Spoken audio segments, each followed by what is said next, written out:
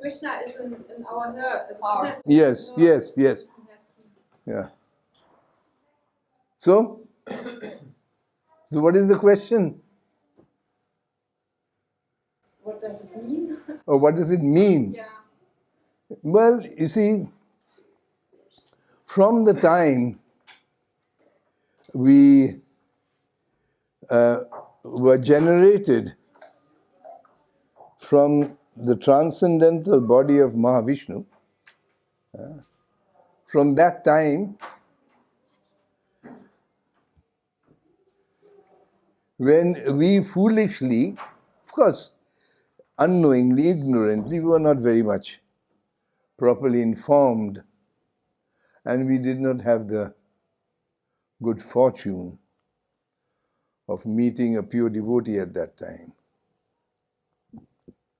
Or we had the good fortune of meeting the pure devotee at that time, but we still decided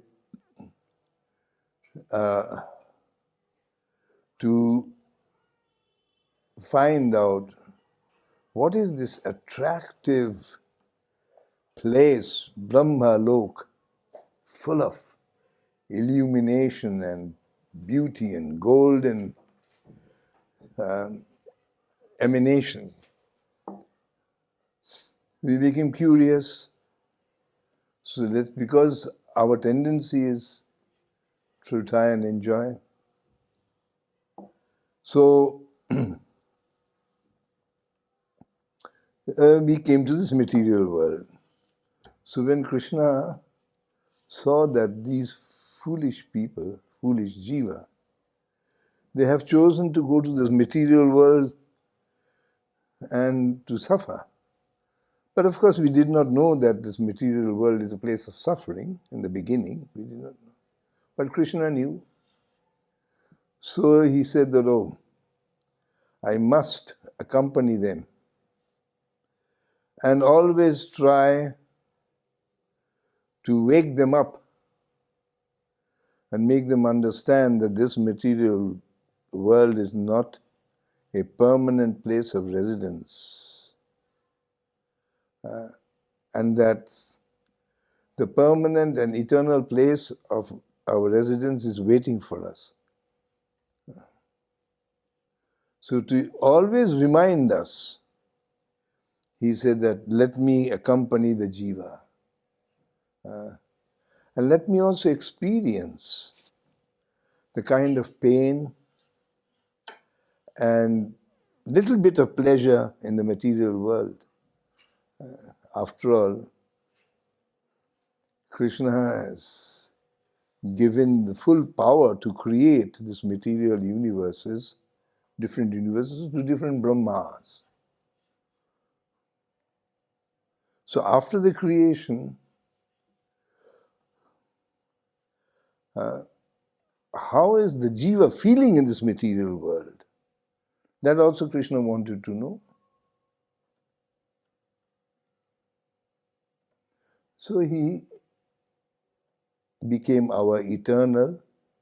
As long as we are in the material world, he became our associate,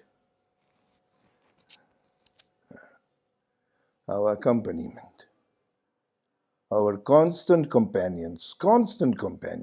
He never leaves, not even for a single moment does he leave our association as long as we are in this material world. That is the meaning, that he is always there. And every once in a while he is telling us, don't do this, don't do that, try to do this. He's trying, but he is always very, very conscientious that he is not impinging. It means he is not forcing himself to influence our independence. Tiny bit of independence, little bit of free will. Doesn't want to influence. But at the same time, He tries to always remind us in some way or the other, to guide us in the proper direction. So he's always there. And then when our desire to know Krishna becomes very strong, then this Paramatma, our Paramatma, he manifests himself externally as the spiritual master, bona fide spiritual master. Then he is giving us instructions directly. It is easy for us to understand what his instructions are, but as long as he was giving us instructions as Paramatma from within, it was not very clear to us. You could not clearly understand. It was not unequivocal. Means there were some areas where we were not sure whether it is coming from Paramatma or not. But when Paramatma manifests himself externally as the Guru and gives us direct instruction, then there is no grey areas of misunderstanding. Even if there is, then we can always ask the Guru what is it meaning. But we can't do that to Paramatma.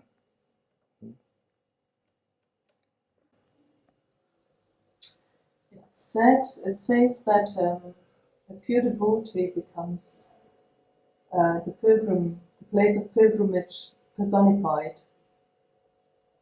What does it actually mean? Does it mean that we are, when we are surrounded by a pure devotee, that we don't need to be exactly in a holy place? It doesn't mean that you don't need to. It means that he, the pure devotee, wherever he is a place of pilgrimage. If there is necessity, then you go.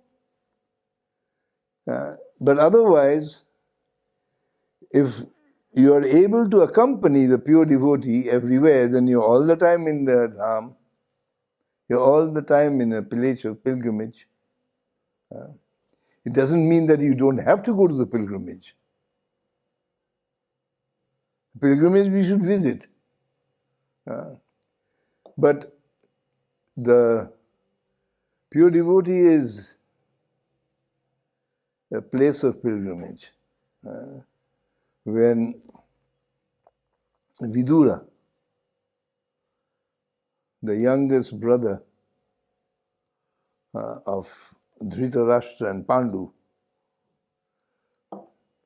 when he could not stop Dhritarashtra, he saw that Dhritarashtra was not at all willing to stop his demoniac sons from going to war. When he could not make his elder brother do it, he got disgusted. He said, I'm going. I don't want any part. So he left. And for the entire period of the Kurukshetra war, he was not there.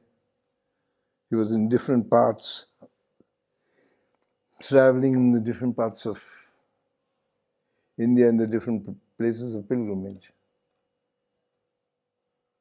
So when he finally returned, and then the war was over, Yudhishthira Maharaj was coronated.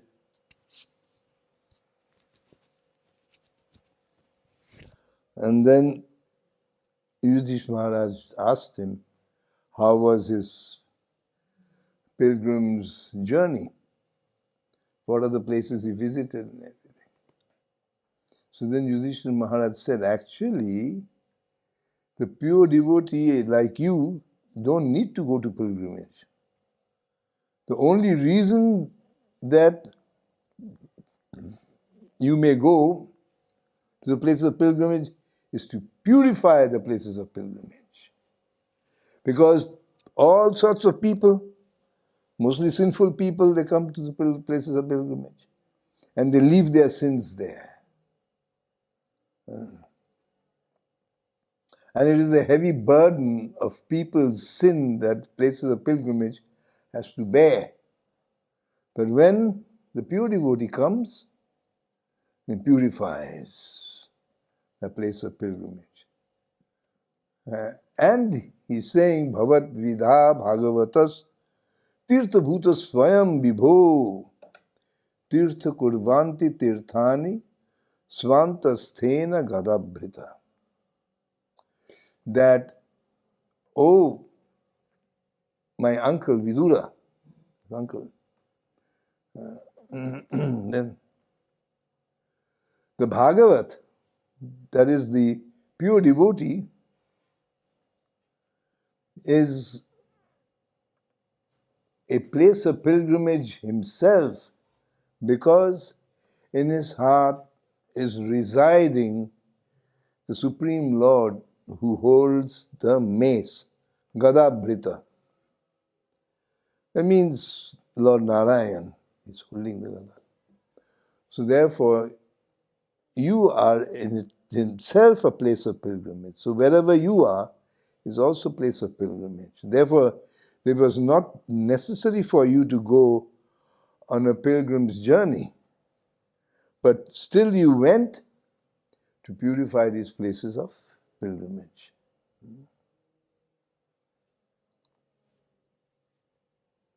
Bhavad Vidha Bhagavatas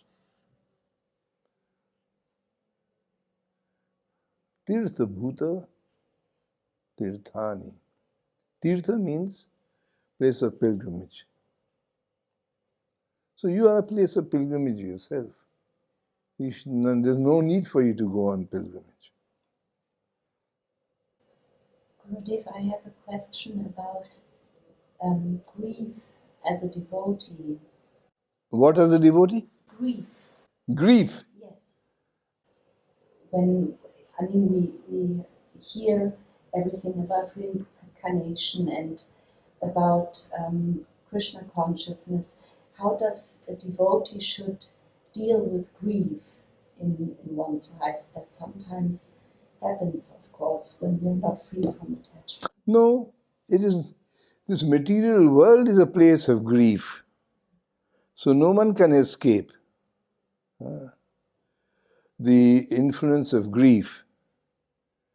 But a devotee has the possibility of taking full shelter of the spiritual master and Krishna, and the spiritual master as well as Paramatma is accompanying us to share our grief. So we are not alone in tolerating grief, in experience of grief, because we know that Paramatma is so kind that he willingly shares his grief with us. So we are never alone. One, in Krishna consciousness especially, should never think that at any time I am alone. I'm never alone. I'm always accompanied by the spiritual master as well as the Paramatma, and maybe even others.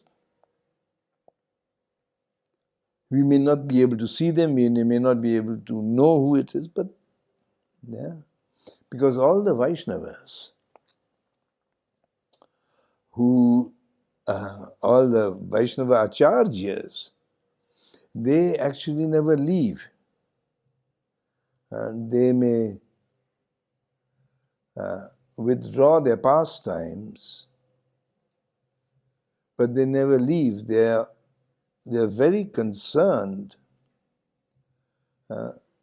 about the suffering of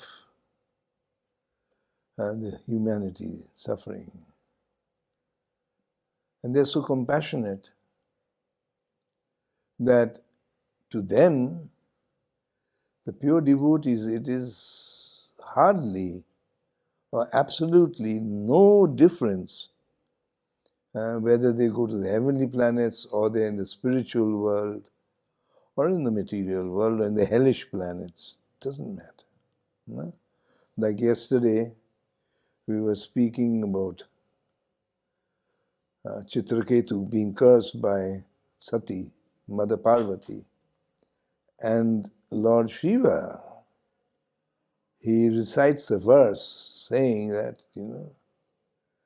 that Narayana Parayana na kutaschana bibhyati. One who is Narayan Parayan. Narayan Parayan means one is fully dedicated to Lord Narayan. Na kutaschana bibhyati. Na, never. Kutaschana means slightest. Bibhyati, bewildered, in anxiety, in fear. Not even to the minutest degree is a devotee of Lord Narayan, fully absorbed in Lord Narayan.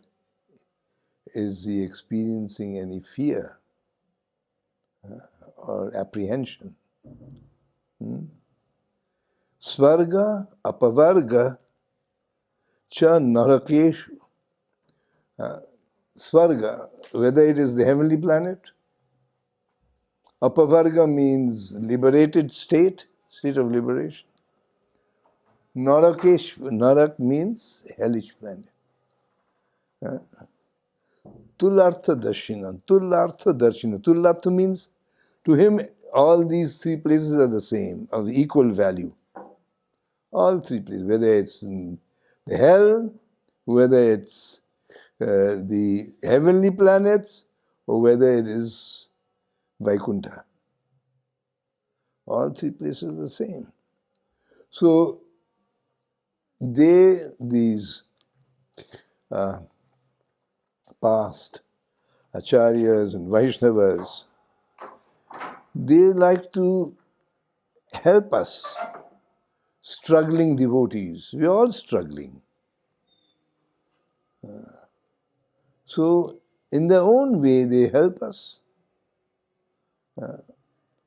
Sometimes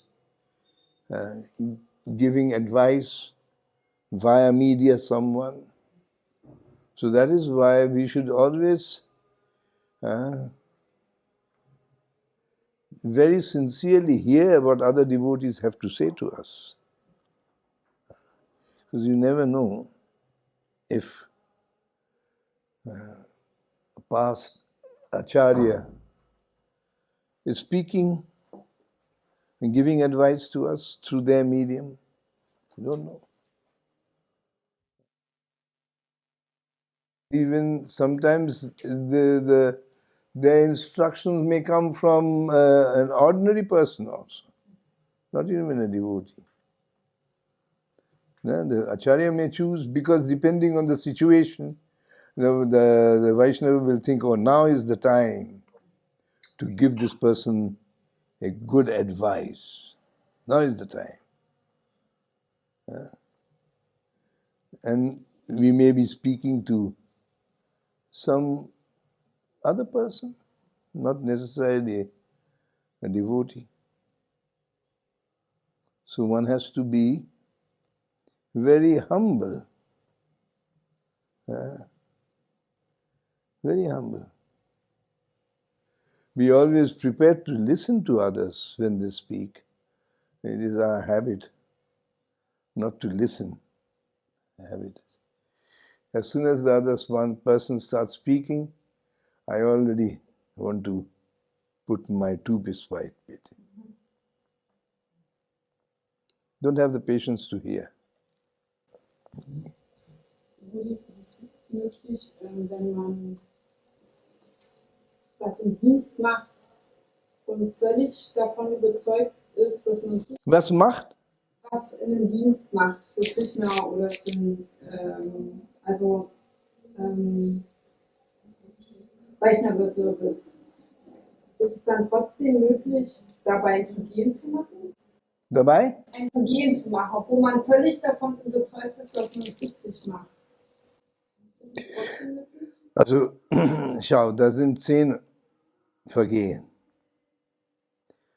Und wenn man eine von diesen 10 Vergehen macht, dann machen wir Vergehen. Wenn nicht, dann nicht. Eine Vaishnava zu schmähen, zu denken, dass die Halbgötter, Name des Halbgötters, wie Shiva und Krishna, das ist gleich. Ungehorsam zu sein, den spirituellen Meister, denken, dass die Schriften übertreiben, wenn sie über den heiligen Namen sprechen. Oder die Schriften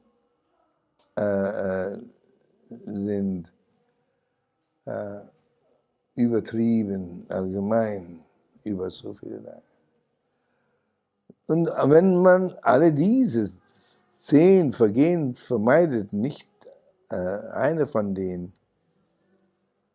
dann macht man keine Vergehen. Ja. Wenn man am Anfang ist und noch nicht weiß, was Das hat gar nicht mit Anfang oder Alter. Solange die Haltung ist richtig. Solange die Haltung ist richtig, ist es in Ordnung. Ja. Und wenn meine Absicht ist, wenn der spirituelle Meister oder der Vaishnava zufriedenstellen, mit dieser Absicht deinen Dienst machst, dann was äußerlich Fehler ist, das zählt nicht. Das bedeutet, wenn man das nicht perfekt, das alles ausführen kann, dann ist es nicht ein Vergehen. Vergehen ist eine Mentalität, um Fehler zu suchen, zur Kritik und so weiter. Du sprachst mal davon, dass wir immer so perfekt alles machen oder dass dieser Sinn nach Perfektion oft da ist. Wie kann man das auf den Sadhana, wenn man zum Beispiel sieht, wie man opfert oder die Dinge, die einfach auch eine Regel manches haben, gilt das dafür auch, dass wenn man das nicht perfekt beherrscht oder sich nicht perfekt informiert hat, oder ist das anders gemeint? Das hatte ich damals nicht verstanden. Nein, es ist Folgendes. Man soll lieber konzentrieren auf der innere Haltung, die geistige Haltung. Mit welcher Haltung ich das ausführe. Dann ist der Ausführen von meinem Dienst mag nicht perfekt sein. Ich versuche natürlich, so gut wie es möglich zu machen, aber es gelingt uns immer nicht, alles richtig zu machen. Und eigentlich einer Vaishnava, der achtet nicht so auf eine perfekte, ausgeführte Dienst, sondern mit der Haltung die Person versucht zu dienen. Das kann man. Das Vaishnava kann sofort erkennen, ob das ein aufrichtiger Versuch war und es kommt von Herzen. Das wissen die Vaishnavas auch. Dann alle anderen sind nebensächlich und zählt eigentlich nicht. Von der dienenden Seite soll eine aufrichtige, ernsthafte Versuch sein, die Person, ich dienen möchte, soll zufrieden sein. Und der Person, die gedient wird, wenn er zufrieden ist, dann alles ist perfekt. Alles andere zählt überhaupt nicht. When you serve with the proper attitude, service attitude, then you may not be able to perfectly perform the service. But that doesn't matter.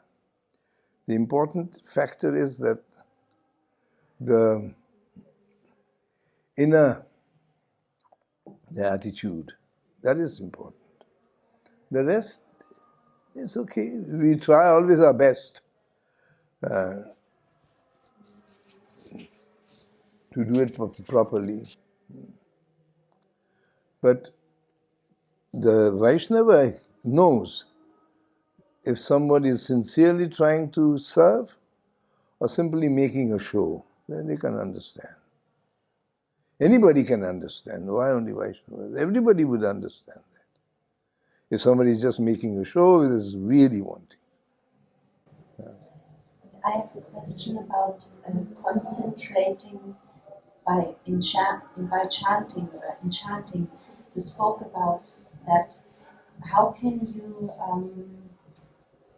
achieve this concentration, or what can we do to get more concentration for the chanting, what is so necessary?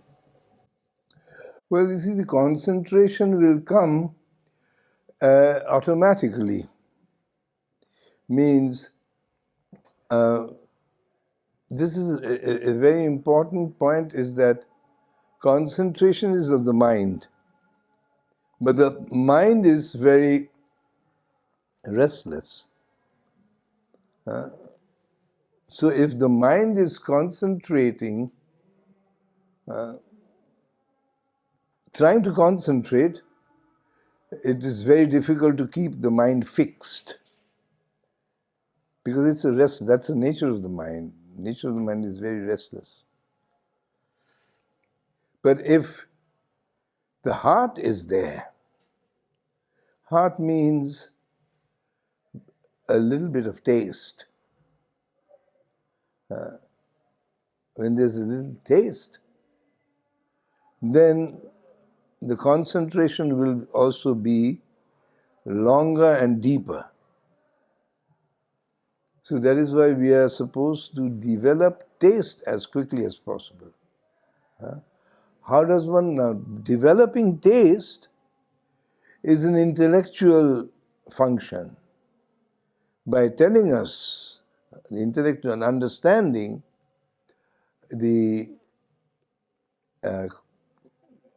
what is chanting, what does it do to me, what is chanting in the sense that they are non-different from Krishna. Krishna is all attractive, so the holy name is also all attractive. And I ask myself, why am I not developing a taste for it?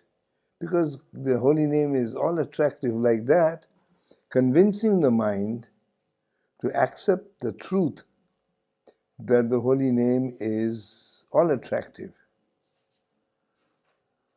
And then gradually, the mind will become more and more fixed to the heart. And the heart will be fixed to the chanting. The mind should not be fixed to chanting. We have to make our heart become fixed to the holy name. Our heart. Then automatically the mind will also follow. Mind will follow. But if you want to do it the other way around, that is very difficult. It can be done. But yogis and impersonalists, they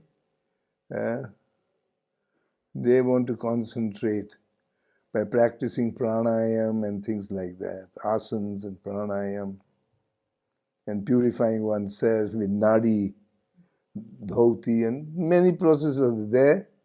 So the concentration becomes optimal. But as a devotee, it is more important to develop taste and not concentration. Concentration will come automatically. I think I haven't understood something. What is that? You said that it's an intellectual function. It's an intellectual function to develop taste. Yeah, and at the same time, the heart will follow, and from the heart it will come. The taste Yeah. is in the heart, not in the intellect. The intellect is convincing me. So first of all, it's the intellect, and then the heart will follow? No. The intellect makes the heart understand that this is something that I should be attracted to.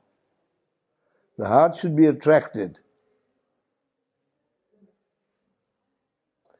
And the intellect is convincing that it is all attractive, and therefore becoming attracted, developing taste for this is natural.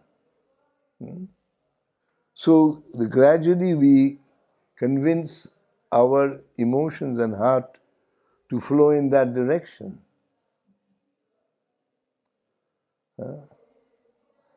And thereafter, the heart becomes more prominently active by becoming convinced that the holy name is all attractive, and gradually we develop. Because it is not that something that it is foreign to our nature. It is not foreign to our. It is a part of our nature, inherent part of our nature, to be attracted to the holy name. This is innate, not something artificial. But because this whole nature has been perverted, our nature, this is the strategy by utilizing our intellect to develop or awaken our taste. Taste is already there. The intellect awakens it by convincing that this is something that one can be attached to. This is something which is very attractive, like that. Like we convince ourselves for so many things. Isn't it? We convince ourselves for so many things. We convince ourselves that in spite of the medicine being bitter, we can convince ourselves to still take it. Why? Because it will make us healthy, because this, that, whatever it is. We take.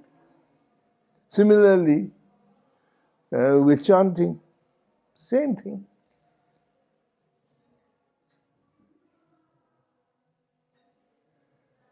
Convince ourselves. When do I realize that someone or that I developed something? You will realize. How do you know from before when you're going to realize? I just wanted to know this. No, how can it be possible? When you have not realized, how do you know when you're going to realize? When you realize it, you will be already sure that you have realized. So many times I have said that nobody can ask you, are you satisfied with the eating? You will know. You don't need somebody else to tell you, hey, you are satisfied with the eating. Isn't it? If you're hungry, and how can you ask somebody, am I satisfied? Is it possible? No, Gurudev, but this whole concept about the mind is convincing the heart doesn't get into me. I don't understand it. You will understand it later, maybe not now. Yeah. Just keep it in mind and then try to think, this is not my policy, this has been described in Bhakti Sandarbha by Srila Jiva Goswami, that the intellect helps us to develop awakened taste, dormant taste. To develop the dormant taste. I was always thinking that the intellect is actually contradicting anything. No, because you are completely confused about what is heart and what is intellect and what is mind. You have no idea. That is what is confusing you. Yeah. So just let it be. Don't worry about it. Just try to develop your dormant taste. That's it. Finished. You yourself will come to the conclusion that yes, with the intellect, I'm convincing myself. Then it will be easy for you to understand. Right now, maybe you cannot.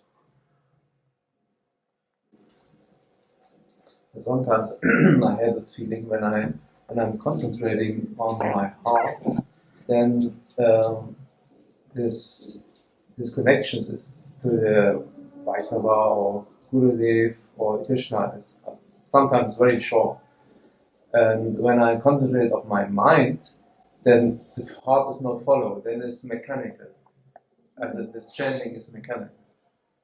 Exactly. That's what I'm sometimes recognize. And when it is mechanical, it is restless, no concentration.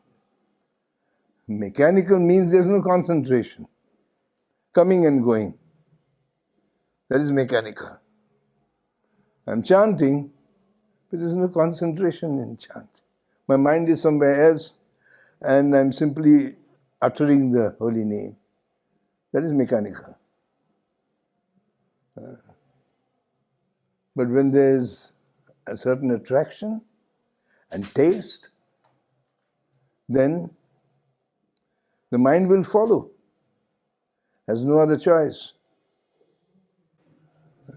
Gurudev, so this before what you said, this concentration in the heart is after long time chanting is steady or is more or longer time in the heart than before. Does it stay for longer, Master? Yeah, this feeling it's stay longer in the heart. Yes. Exactly, that is the point. That even if the mind goes somewhere else, the heart will bring it back. Now? Yes. Now? Groshen. Yes. The heart will bring it back. It's like when you're watching something or you're hearing something which is wonderful and you're fully absorbed and somebody comes and is, here. Yes, wait. Just wait, don't disturb me now. Like that. Feel disturbed. I feel disturbed that somebody is breaking my... But if the mind is only trying to concentrate at any moment, at every moment, doesn't even 1 second I'm already where knows where, finish, gone. And suddenly realize, oh, where am I? So therefore, to understand that the holy name is most attractive, because it's non-different from Krishna. And we have given our heart to so many other things, non-essential things in the material world. So we can do that, we can give our heart. But what does the intellect help us? It tells us, hey, you fool, why are you giving your heart to something which is non-essential and useless? Don't be such a fool. And that's how the intellect helps us to always become fixed in chanting the holy name or hearing even. Oh, what a wonderful Harikatha this is. The wonderful pastimes of the Lord, pastimes of the devotees, wonderful. Knowledge is coming through, and there's so much of the Lord's wonderful qualities. So like that, the intellect will constantly give us this kind of encouragement. It's like an encouragement, a conviction.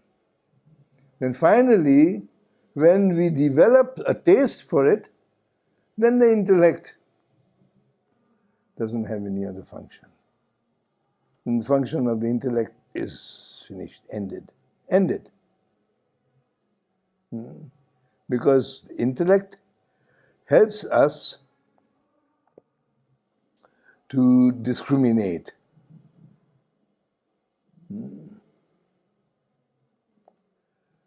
So we can discriminate in the beginning that the holy name chanting is the best, like that. So Srila Jiva Goswami is saying that till the stage of ruchi, taste, the intellect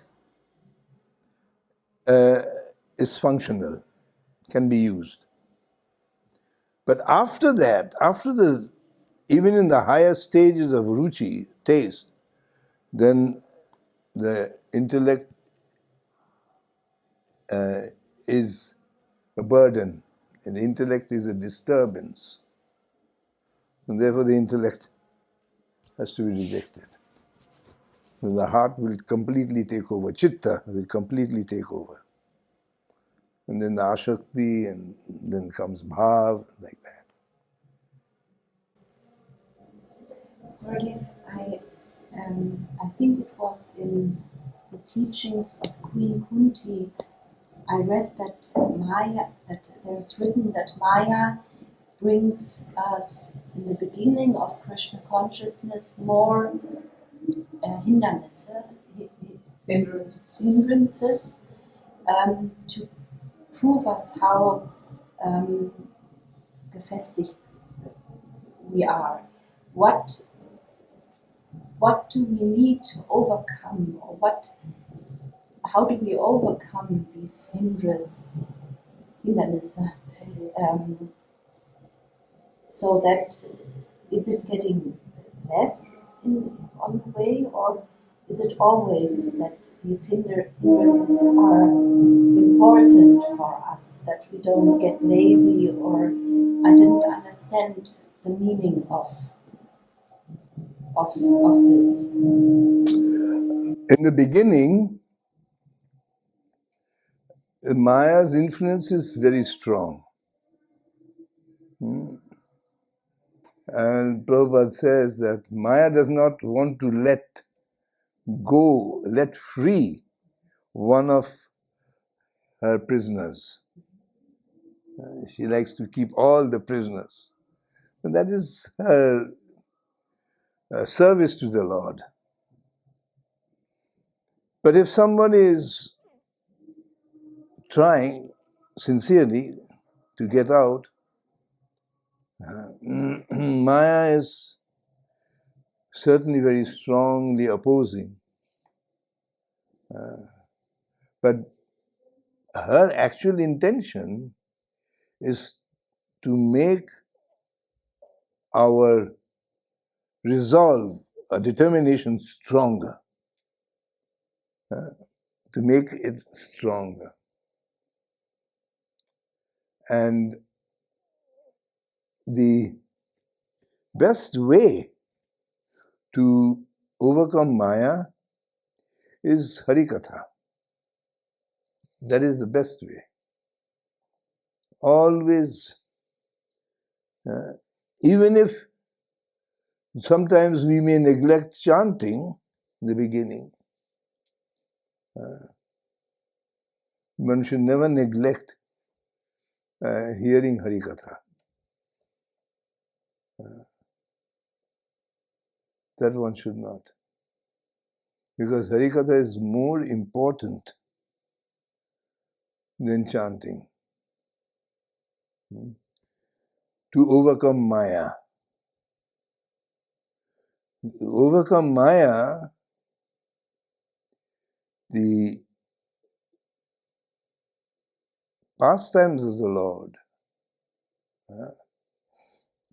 especially, is the strongest medium, strongest medicine to cure this material disease. So therefore, it is in the beginning one should hear, and hear. Whenever there is a chance, we should hear. Whenever there is a chance, we should read. Reading and hearing is the same thing. Should be done on a daily basis, not just once like that, once in a while. No, on a daily basis. And there itself, we can judge whether we are making progress or not. If we have developed even the slightest taste and interest for hearing, that is certainly an advancement, spiritual advancement. There we can also easily judge ourselves. That's where, you see, Srila Rupa Goswami has given us these stages of developing prem from Shraddha. Ādau Shraddha. In the very beginning there should be Shraddha. Tata Sadhu Sangha. And the next step of progress is taking the association of devotees. Tata Bhajana Kriya. And under the direction of a devotee, pure devotee, spiritual master, one engages in bhajan. Bhajan means meditation, everything that is inner activity. That is bhajan. All types of inner activity, bhajan. And kriya means all types of external activities in devotion. And after that comes anartha nivritti. Now, anartha nivritti is not a stage of development. Not a stage of development.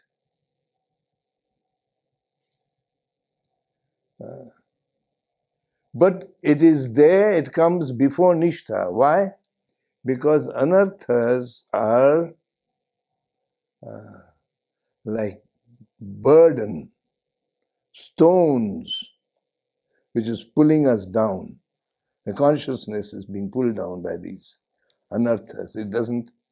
So therefore, these anarthas have to be got rid so that the consciousness can again go upwards, elevated to nishtha, ruchi, and like that. But anartha nivritti, the stage of purifying our anarthas, is not a development of faith. Faith is not being developed. And there's no Shraddha being developed. The Shraddha is being freed from hindrances. The path of bhakti is being freed from hindrances and obstructions. These anarthas are obstructions. But it is not a development in faith. So therefore one has to understand what will be very quickly removing these obstructions, these hindrances. What is the best way?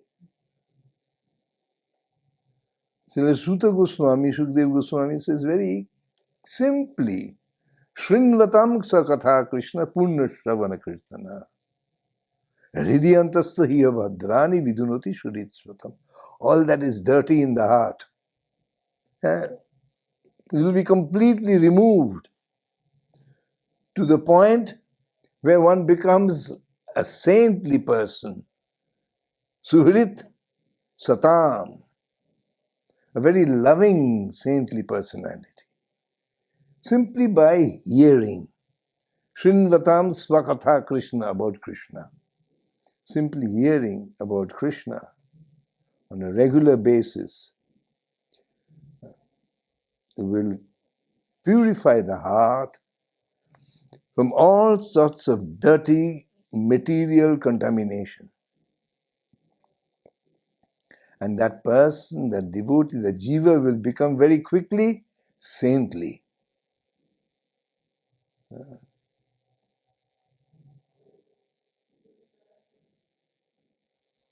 So hearing, very important.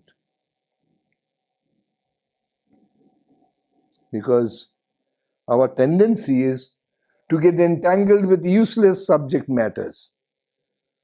For example, psychology. We think human psychology is very important. What is so important? Human psychology. Nothing. But everyone wants to know this and that, big intellectual things about human psychology. Why is somebody doing like that? Why is somebody doing like that? There must be some this or that. All sorts of peculiar speculations come into the mind. It's unimportant. The important is to concentrate and think of Krishna Katha. That's all. You don't need anything else. All these things about people writing about their feelings and how the devotees are saying this and how the devotees are acting like this. So what is the use? No use. There's no need to know why devotees are acting this way. It's simply one thing. Every one of us is acting because of Maya. What is there more to know? Everybody is acting because of ignorance. What is there more to know? So don't become, we should not become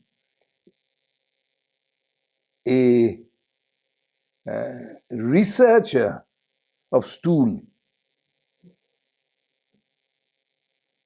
This is called the researcher of stool. You take the stool into the laboratory to research what diseases you have. We don't need that. This psychology is the mind stool. Mental stool is psychology. But everybody is thinking how important that is. This mental stool. You have to simply concentrate on these wonderful topics we are hearing, we are reading. Where can you hear these topics? Can you hear these topics anywhere? Can you read all these things anywhere? Is it possible? Then why shouldn't we, even after the discussion is finished, we should still take it to our heart. And then only we will be able to relish the different jewels that is hiding, what we could not in the beginning understand. So we should completely stop. I heard that in this devotee forum, they put out all sorts of nonsense. Psychological stool, mental stool. The devotee forum is not meant for that. The devotee forum is meant to discuss Harikatha.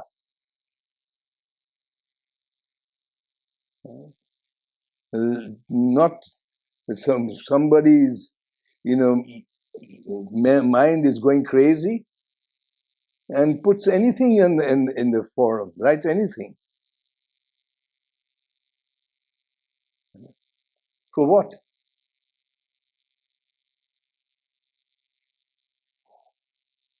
And then everyone will give their own speculation, as if they're writing a PhD dissertation. Everybody thinks, now I'm writing a PhD dissertation. Even Freud cannot understand. Forget all this. We don't have the time for that. We don't have the time to discuss psychology. We don't have. Time is too valuable. We simply have to use it as much as possible in Krishna Katha. Then we will make advancement. What advancement can you make if you're talking about nonsense psychology, mental stool? Neither can you purify your consciousness, nor can you make any advancement. You talk Hari Katha, you make both. Purify consciousness and make progress. Hare Krishna. Any more questions? Then no. Then, if Krishna so desires, and Chaitanya Mahaprabhu and Srila Prabhupada blesses us, we shall get to hear Harikatha very soon again. I thank all of you for your patient hearing.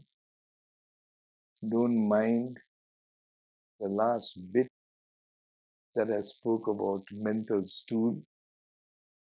It was strongly worded, but I meant every word. You should stop. Hare Krishna and all glories to Srila Prabhupada. Hare Krishna, Krishna Krishna, Hare Hare, Hare Rama, Rama Rama, Hare Hare.